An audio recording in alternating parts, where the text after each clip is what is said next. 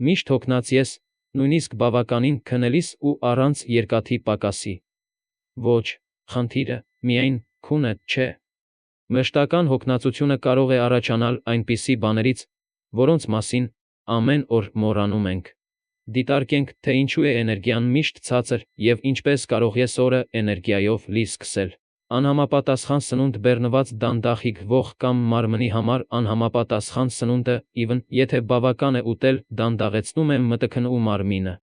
Արագ հնարք լույս ուտելիքներ, բավարար սպիտակուց թարմ պտուղներ ու բանջարեղեն չմոռանաս։ Անակտիվություն, առանց շարժման, արյան հոսքն ու նյութափոխանակությունը նվազում են, մարմինը հոգնած է զգում։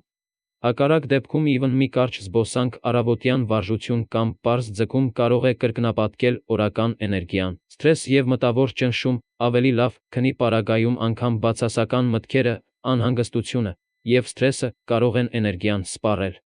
Արագ հնարք, հորիզոնական շնչառություն, կարճ մեդիտացիա կամ մտքերի ու գործերի գրանցում կարող է թեթևացնել մտքերը։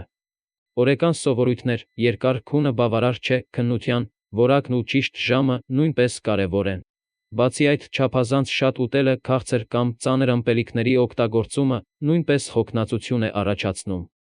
Արագ հնարք, հանգիստ քնի ժամ։